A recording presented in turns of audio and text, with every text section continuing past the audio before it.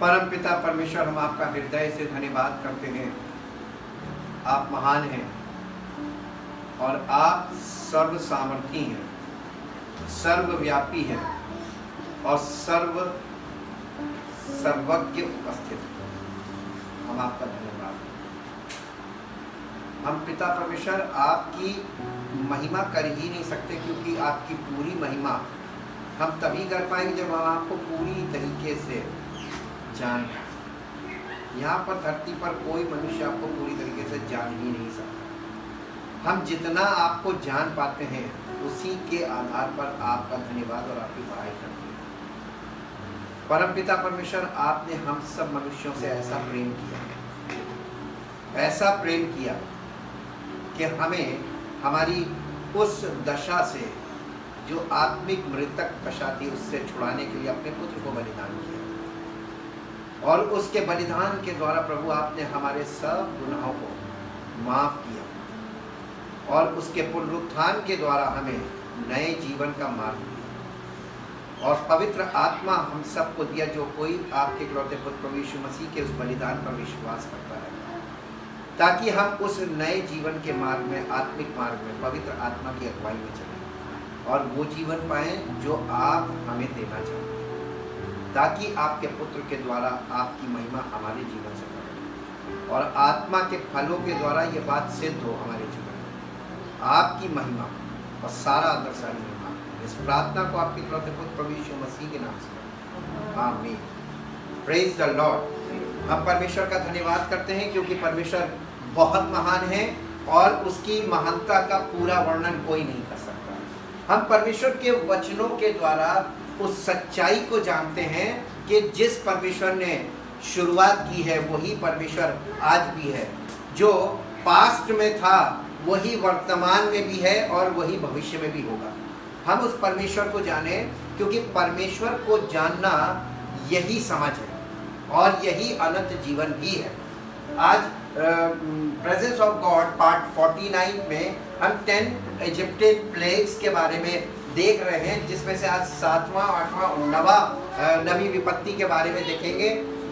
ये तीन एक श्रेणी में हैं और सबसे पहला आज है hello rain down in form of fire, यानी ओलों का बरसना। ये ओले आग के ओले थे जो आपको मिलेंगे, इसके बारे में हम पढ़ेंगे। ये नट नाम का एक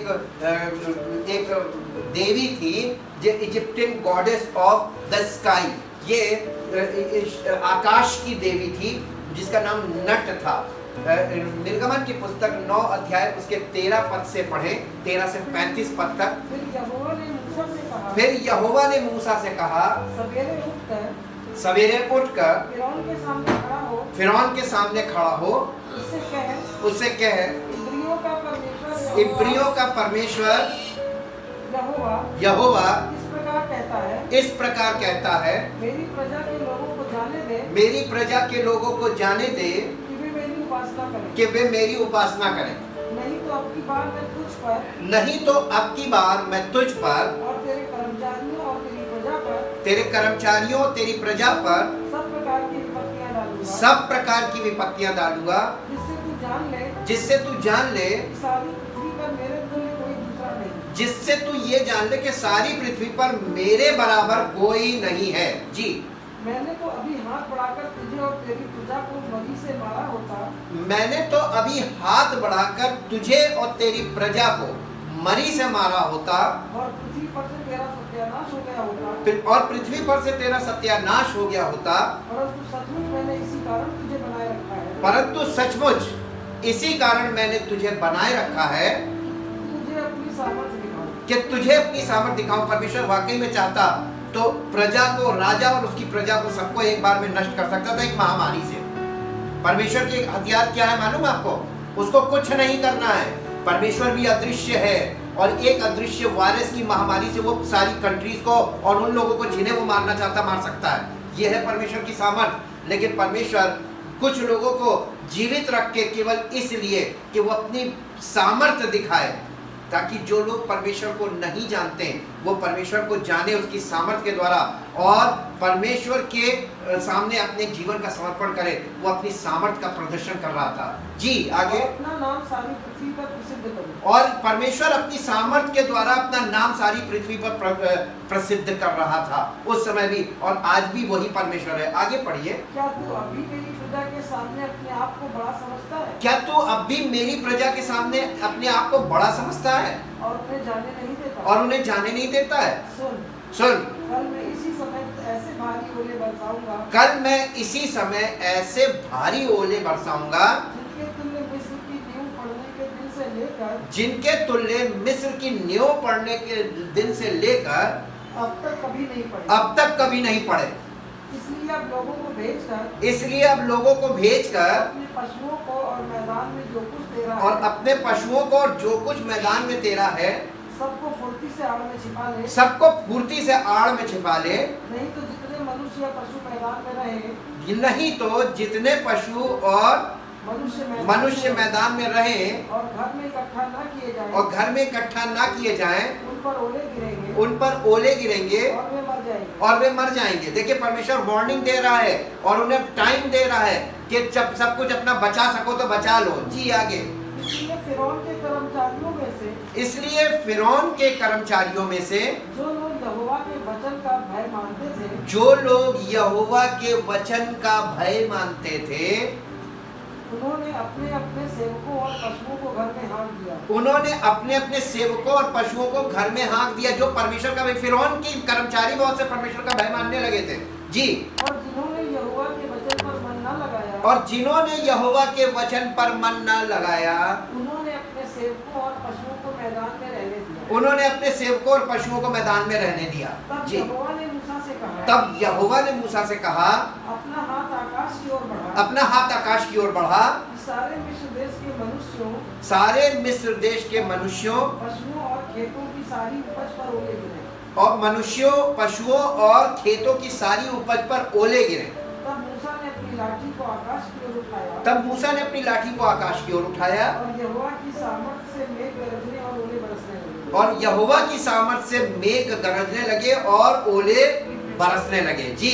और आग पृथ्वी तक आती रही। और आग पृथ्वी पर पृथ्वी तक आती रही। जी। इस प्रकार यहोवा ने मिस्र देश पर ओले बरसाए इस प्रकार यहोवा ने मिस्र देश पर ओले बरसाए जो ओले गिरते थे जो ओले गिरते थे उनके साथ आग भी मिली हुई थी उनके साथ आग भी मिली हुई थी और वे ओले इतने भारी थे और वे ओले इतने भारी थे कि जब से मिस्र देश बसा था जब से मिस्र देश बसा था तब से मिस्र भर में ऐसे ओले कभी न गिरे। ऐसे ओले जो वहां आज गिर रहे थे वो इससे पहले कभी नहीं गिरे थे।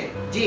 इसलिए मिस्र भर के खेतों में क्या मनुष्य क्या पशु इसलिए मिस्र भर के खेतों में क्या मनुष्य क्या पशु जितने थे सब ओलों से मारे गए। सब ओलों से मारे गए और ओलों से खेत की सारी उपज नष्ट हो गई और ओलों से खेत की सारी उपज नष्ट हो गई और मैदान के सब वृक्ष भी टूट गए। और मैदान के सब वृक्ष भी टूट गए। केवल गोशेन प्रदेश में जहाँ इजरायली बसते केवल गोशेन प्रदेश में जहां इजरायली बसते थे ओले नहीं गिरे। ओले नहीं गिरे। परमेश्वर अपने लोगों में और मिस्र के लोगों में वहां पर अंतर करके ये सिखा रहा और ये दिखा रहा था कि आज भी वही परमेश्वर है और वो सामर्थी परमेश्वर है जो सच्चा परमेश्वर है जो सृष्टि का बनाने वाला है। आज भी वो अपने लोगों में और संसार के लोगों में अंतर कर सकता है और करता है और कर रहा है। जी। तब फिरौन ने मूसा और हारून को बुलवा भेजा तब फिरौन ने मूसा और हारून को बुलवा भेजा और उनसे कहा इस बार मैंने पाप किया है। इस बार मैंने पाप किया है। देखिए मन फिरा रहा है। जी। यहोवा धर्मी है यहोवा धर्मी है और मैं और मेरी प्रजा अधर्मी है। मैं और मेरी प्रजा धर्मी है।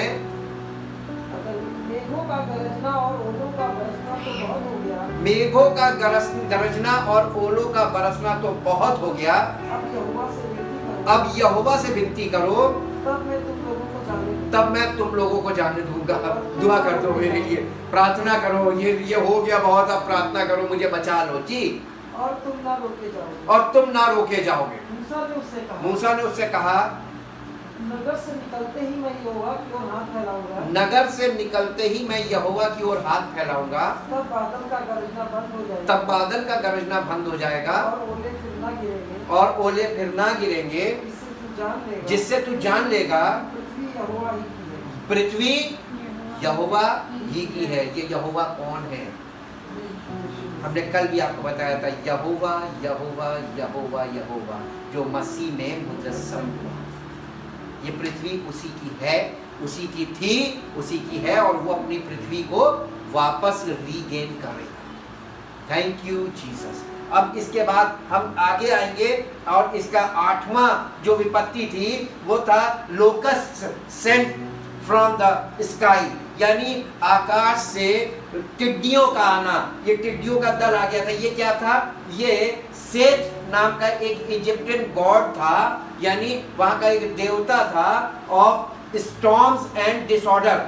ये काहे का देवता था? ये तूफान और सब प्रकार के डिसऑर्डर्स का देवता था, जिसे हम देखेंगे निर्गमन की पुस्तक के 10 अध्याय के पहले पद से 20 पद तक। फिर यहोवा ने मूसा से कहा, फिर यहोवा ने मूसा से कहा, फिरौन के पास जा, फिरौन के पास जा, क्योंकि मैंने ही उसके और उसके कर्मचारियों के मन को इसलिए कठोर कर दिया है मैंने ही उसके और उसके कर्मचारियों के मन को इसलिए कठोर किया कि अपने चिन्ह उनके बीच में दिखलाऊं, कि अपने चिन्ह उनके बीच में दिखलाऊं, और तुम लोग अपने बेटों और तुम लोग अपने बेटों और पोतों से इसका वर्णन करो इस पोतों से इसका वर्णन करो कि यहोवा ने मिस्रियों को कैसे ठट्ठों में उड़ाया यहोवा ने मिस्रियों को कैसे ठट्ठों में उड़ाया था, और अपने क्या क्या चिन्ह उनके बीच प्रकट किए, और क्या अपने परमेश्वर ने क्या क्या चिन्ह उनके बीच में प्रकट किए थे, जिससे तुम ये जान लो जिससे तुम ये जान लोगे कि मैं यहोवा हूं। कि मैं यहोवा। यानी परमेश्वर दोनों तरफ काम कर रहा था, पॉजिटिवली भी काम कर रहा था और नेगेटिवली भी काम कर रहा था। ये जैसे वो मिस्रियों के साथ वो डील कर रहा था, वैसे साथ साथ वो इजराइलियों को ये भी दिखा रहा था कि यहोवा कितना सामर्थी है, ताकि उनका भरोसा अपने परमेश्वर पे बना रहे और परमेश्वर का भय उनके अंदर हो, और वो लोग परमेश्वर के सामने मक्कारी ना करें, दिखावा ना करें, बल्कि परमेश्वर की को सच्चाई से जाने और संपूर्ण हृदय से परमेश्वर पे भरोसा रखें। जी।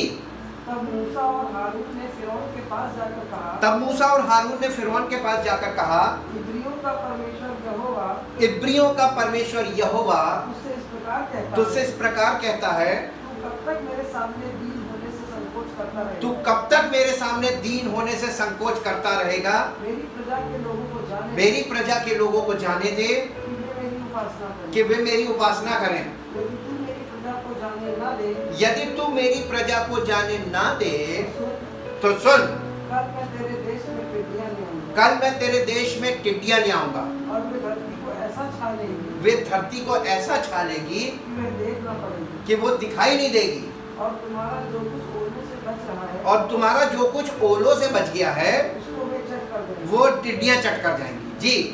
और तुम्हारे जितने वृक्ष मैदान में लगे हैं और तुम्हारे जितने वृक्ष मैदान में लगे हैं और उनको भी वे चट कर देंगे, उनको भी वे चट कर जाएंगे, यानी सारा वेजिटेशन खत्म हो जाएगा। जी। और वे तेरे सारे कर्मचारियों और वे तेरे सारे कर्मचारियों यहाँ तक कि सारे मिस्रियों के घरों में भर जाएंगे, और यहाँ तक कि सारे मिस्रियों के घरों में बस जाएंगी। इतनी टिड्डियां तेरे बाप दादों ने और उनके पुरखाओं ने जब से पृथ्वी पर जन्मे तब से आज तक कभी न देखी। इतनी टिड्डियां तेरे बाप दादों ने और तेरे सब पूर्वजों ने जब से वो जन्मे कभी ना देखी होंगी। तब वे मुड़कर फिरौन के पास से बाहर चला गया। तब वो मुड़कर फिरौन के पास से बाहर चला गया। तब फिरौन के कर्मचारी उससे कहने लगे, तब फिरौन के कर्मचारी उससे कहने लगे, वह जब कब तक हमारे लिए फंदा बना रहेगा? फिरौन के कर्मचारी उसके खिलाफ हो गए। राजा के कर्मचारी उससे कह रहे कि कब तक तू हमारे लिए फंदा बना रहेगा। जी।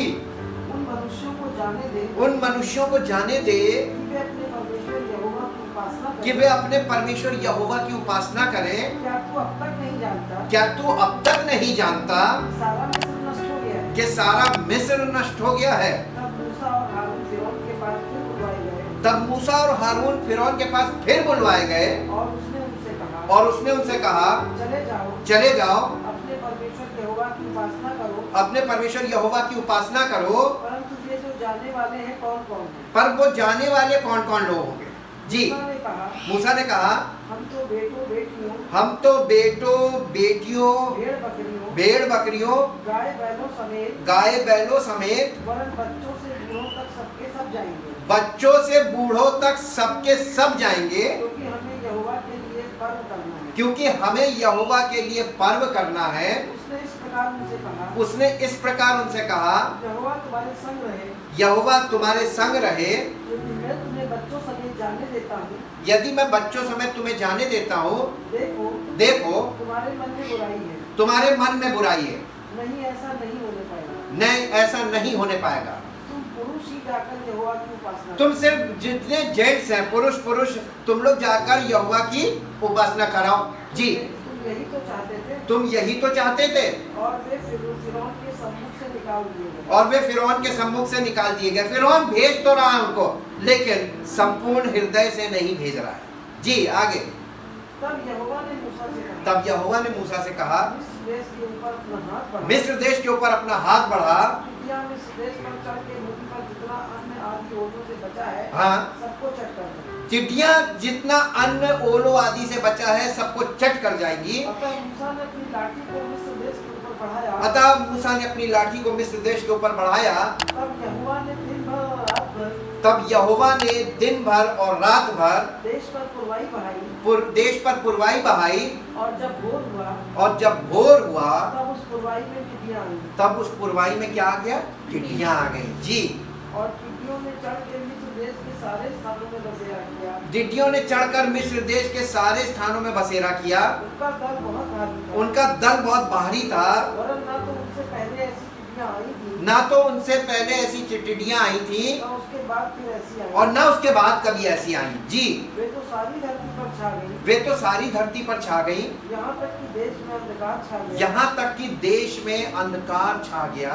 और उसका सारा अन्न आदि और बच्चों के सब फल, अर्थात जो कुछ ओलों से बचा था, हाँ, सबको उन्होंने चट कर लिया। जितना ओलो से जो कुछ बचा था सब उन्होंने चट कर लिया। जी, यहाँ तक कि मिस्र देश भर में ना तो किसी वृक्ष पर कुछ हरियाली रह गई, यहाँ तक कि मिस्र देश में किसी वृक्ष पर कोई हरियाली रह गई, न खेत में अनाज रह गया। न खेत में अनाज रह गया। तब फिरौन ने तुरंत मूसा और हारून को बुलवा के कहा, तब फिरौन ने तुरंत मूसा और हारून को बुलवा के कहा, मैंने तो तुम्हारे परमेश्वर यहोवा का और तुम्हारा भी अपराध किया है, मैंने तो तुम्हारे परमेश्वर यहोवा का और तुम्हारा भी अपराध किया है, इसलिए केवल अपनी बार मेरा अपराध क्षमा करो। इसलिए अब की बार मेरा अपराध क्षमा करो। और जी, अपने परमेश्वर यहोवा से विनती करो, और अपने परमेश्वर यहोवा से विनती करो, वो मेरे ऊपर से इस मृत्यु को दूर करे। वो मेरे ऊपर से इस मृत्यु को दूर करे। परमेश्वर की महानता देखिए कि परमेश्वर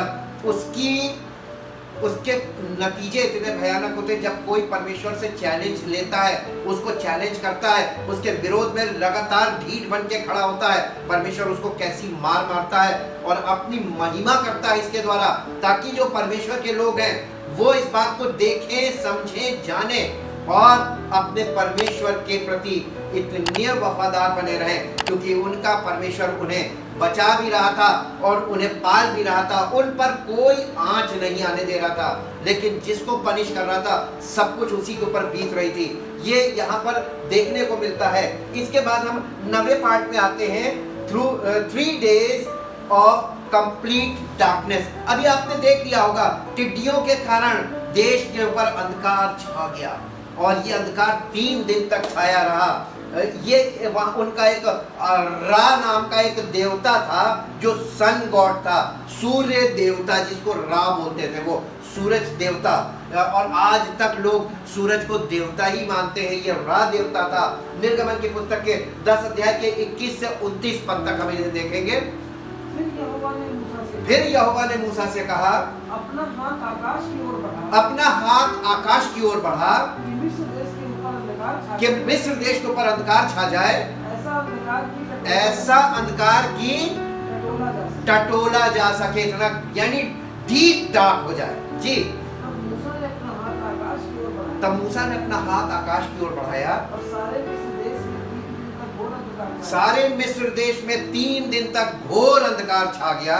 3 दिन तक ना तो किसी ने किसी को देखा, 3 दिन तक ना तो किसी ने किसी को देखा, और ना कोई अपने स्थान से उठा, ना कोई अपने स्थान से उठा, परंतु सारे इस्राएलियों के घरों में उजियाला रहा। परंतु सारे इस्राएलियों के घरों में उजियाला रहा।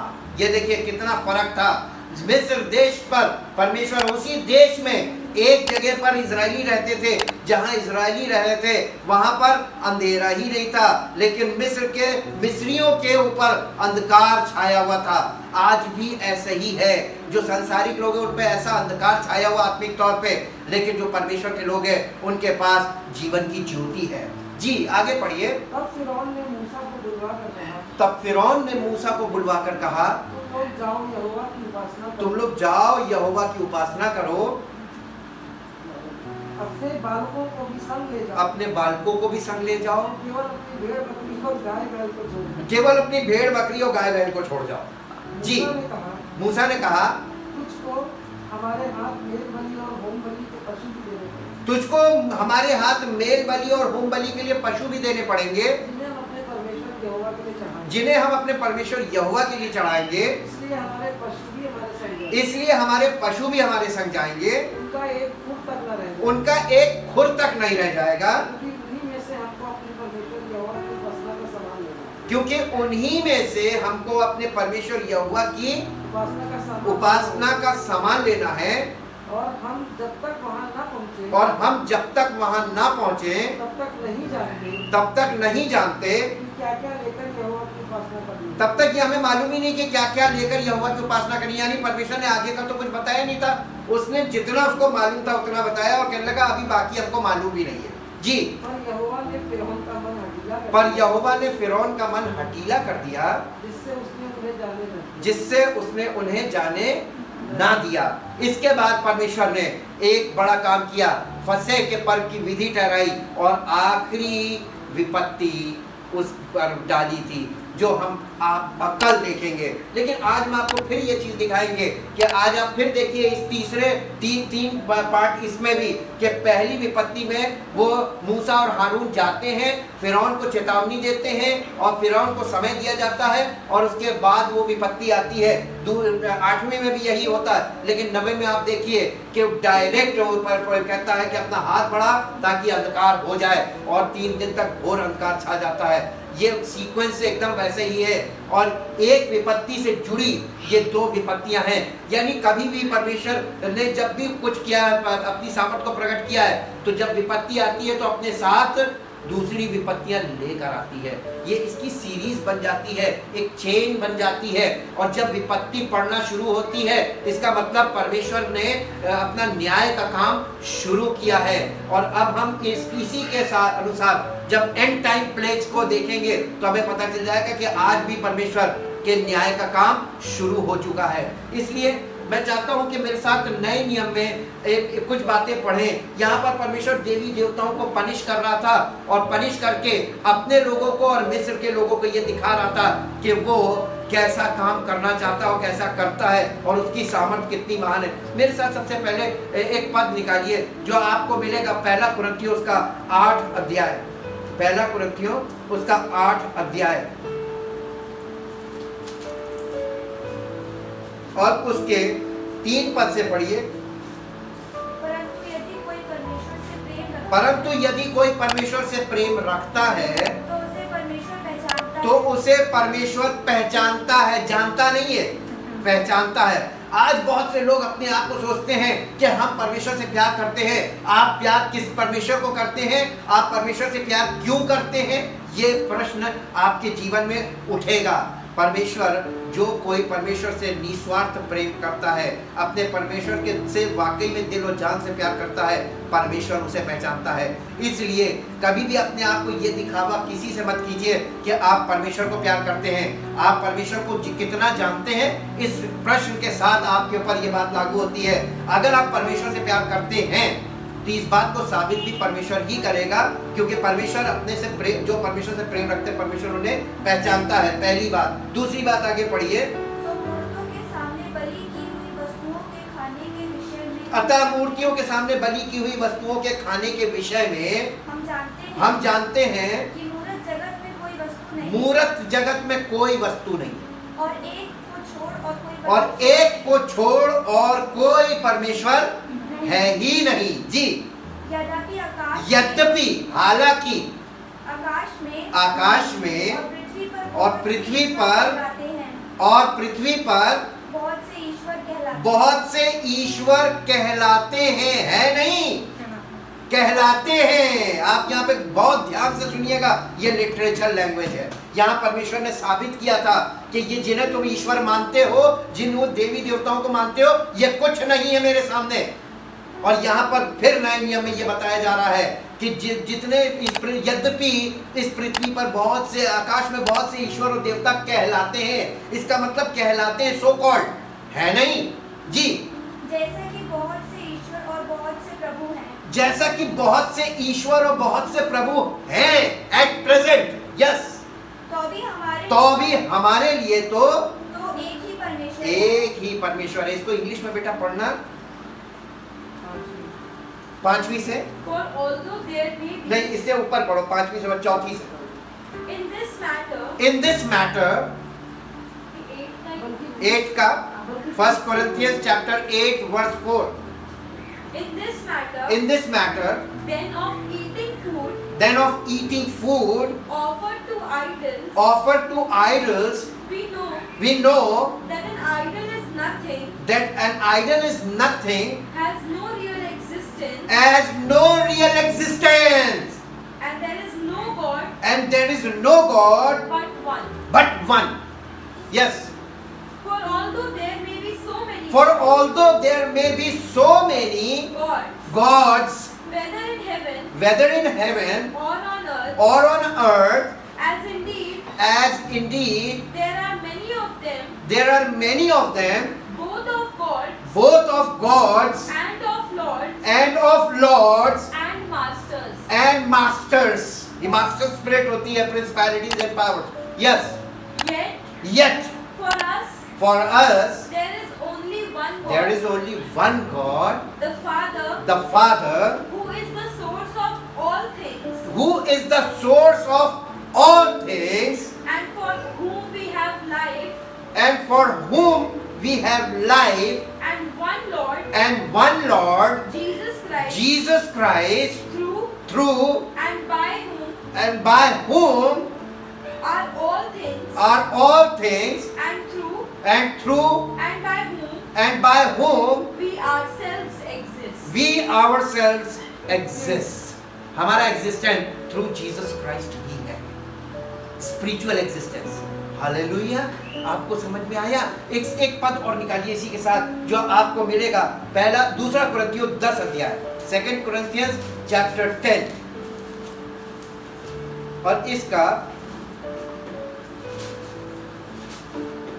3 पद से पढ़िए, चैप्टर 10 का वर्स 3, हिंदी में फिर इंग्लिश में।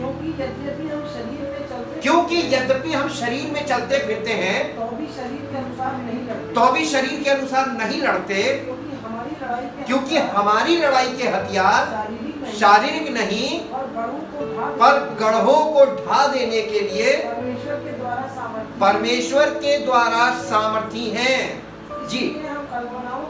इसलिए हम कल्पनाओं का और हर एक ऊंची बात का, परमेश्वर की पहचान और विरोध में उठती है। कौन सी बात का? हर कल्पना का, हर उस ऊंची बात का जो परमेश्वर की पहचान के विरोध में उठती है, खंडन करते हैं।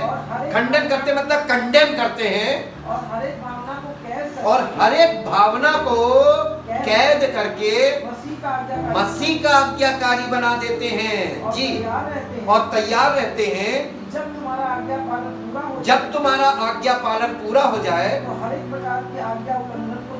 हर एक प्रकार के आज्ञा उल्लंघन को दंडित करें। यस, इंग्लिश में। For the weapons of our warfare are not physical, weapons of flesh and blood, but they are mighty before God for the overthrow and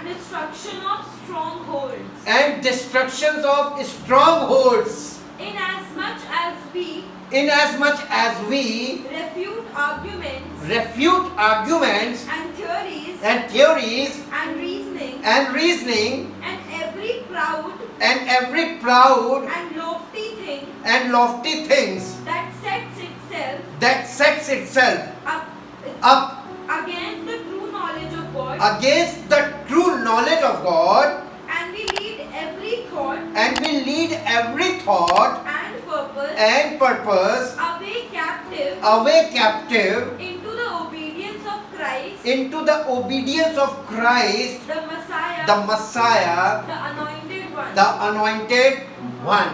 अब इसी के साथ साथ इफिसियों की पत्री में आइए 6 अध्याय में, जल्दी से इफिसियों की पत्री उसका 6 अध्याय और उसका 12 पद से पढ़िए, हिंदी में फिर इंग्लिश में। क्योंकि हमारा ये मल्ल युद्ध लहू क्योंकि हमारा ये मल्ल युद्ध लहू और मांस से नहीं, लहू और मांस से नहीं, परंतु प्रधानों से और अधिकारियों से और अधिकारियों से और इस संसार के अंधकार के हाकिमों से इस संसार के अंधकार के हाकिमों से और उस दुष्टता की आत्मिक सेनाओं में से जो आकाश में है, और उस दुष्टता की आत्मिक सेनाओं से जो हवा में है। इसलिए परमेश्वर के सारे हथियार बांध लो। यस, कि तुम बुरे दिन में सामना कर सको, बुरे दिन में लड़ सको कि सामना कर सको। लड़ेगा कौन? परमेश्वर लड़ेगा, हमें लड़ना नहीं है। हमें तो केवल हथियार डिफेंसिव है, एक ही ऑफेंसिव हथियार है और बाकी सब डिफेंसिव है। इसका मतलब हमको आत्मिक तौर पे डिफेंसिव होना है, ताकि हमारा परमेश्वर जब ऐसा काम हो रहा हो, वो लड़ रहा हो, तो हम उसके साथ डिफेंसिव खड़े हो सके। हालेलुया जी। आगे, और सब कुछ पूरा करके स्थिर रह सको। सो सत्य से कमर कसकर, सबसे पहली चीज आपको क्या बताई जा रही? डिफेंसिव। सत्य से अपनी कमर कस लो और धार्मिकता की झिलम पहन लो। और पाँव में मेल के सुसमाचार की तैयारी के जूते, पाँव में मेल के सुसमाचार की तैयारी के जूते पहन लो और उन सब के साथ विश्वास की ढाल ले लो। हाँ? लेकर स्थिर रहो, विश्वास की ढाल लेकर स्थिर रहो, जिससे तुम उस दुष्ट के सब जलते हुए तीरों को बुझा सको। और उद्धार का टोप, और आत्मा की तलवार, उद्धार का तोप नहीं, उद्धार का टोप नहीं। अक्सर लोग तोप चलाने लगे, बोला तो टोप है, तोप नहीं बोला है। उद्धार का टोप यानी हेलमेट ऑफ सैल्वेशन। यस, और आत्मा की तलवार जो परमेश्वर का वचन है, उसे ले लो। आपने परमेश्वर का वचन लिया, ये सब चीजें पहनने के बाद लेना, ये तलवार है। परमेश्वर का वचन, ये बाइबल नहीं है तलवार, परमेश्वर का लिविंग वर्ड जिसके अनुसार तुम जीवन जी रहे हो, वो है आत्मा की तलवार। उसे ले लो ताकि तुम और हर समय और हर प्रकार से आत्मा में प्रार्थना करते रहो। शरीर में प्रार्थना नहीं करनी, शारीरिक प्रेयर नहीं करनी है, आत्मा में प्रार्थना और विनती करते रहो। परमेश्वर का धन्यवाद कीजिए। इंग्लिश में पढ़ना बेटा, in English. For we are not wrestling with flesh and blood, contending only with physical opponent, but against the despotisms, against the despotism, against the powers, against the powers, against the master spirits, who are the world rulers of this present darkness, against the spirit forces of wickedness in the heavenly supernatural sphere. Yes. Therefore, put on God's complete armor, that you may be able to resist and stand your ground on the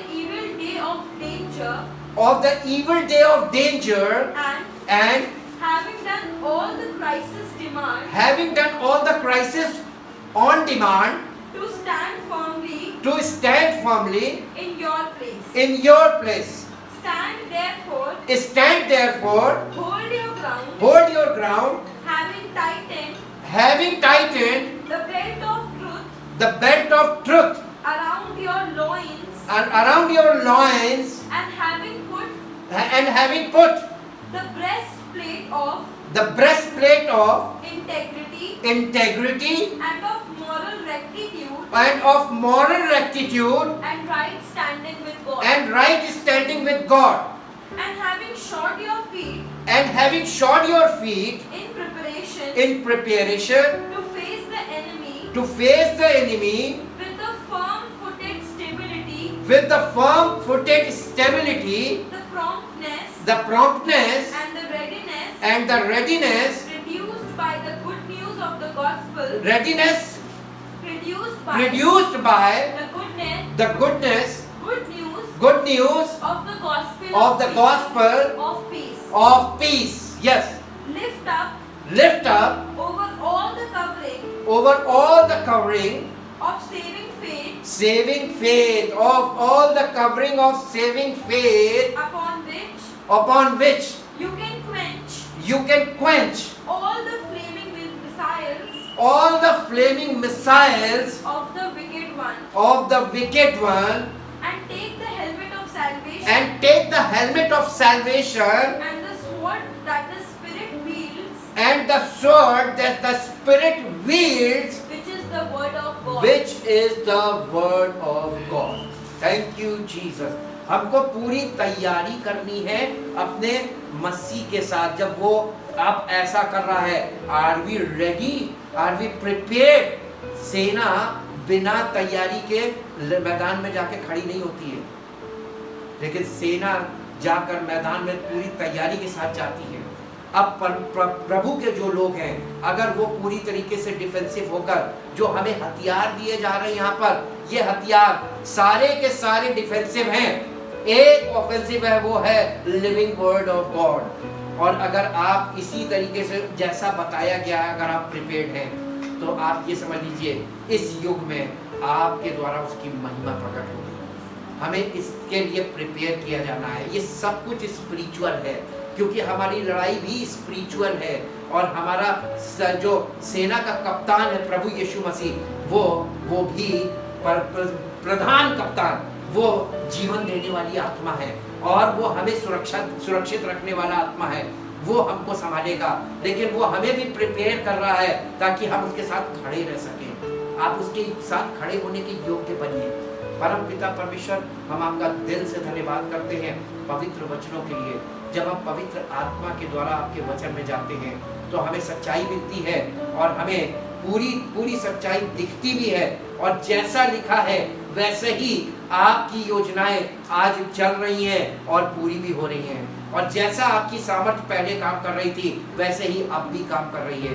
और हमें मालूम प्रभु, इस पृथ्वी पर किसी के नहीं, बल्कि सिर्फ आपकी योजना और आपकी मर्जी पूरी हो रही है, ताकि आपकी महिमा इस धरती पर और पूरे विश्व में आपकी महिमा प्रकट हो, क्योंकि ऐसा ही आपने कहा है और ऐसा ही होगा। इसलिए हम आपका धन्यवाद करते हैं, और सब लोगों को और अपने आप को आपके हाथ में सौंपते हैं। आपकी योजना में हम बने रहें, और आपकी योजना के अनुसार जीवन जिए, और आपकी मर्जी हमारे जीवन में पूरी हो, ताकि आपकी महिमा हम सबके जीवन से प्रकट हो। धन्यवाद के साथ इस प्रार्थना को आपके प्रभु यीशु मसीह के नाम से आमीन। Praise the Lord.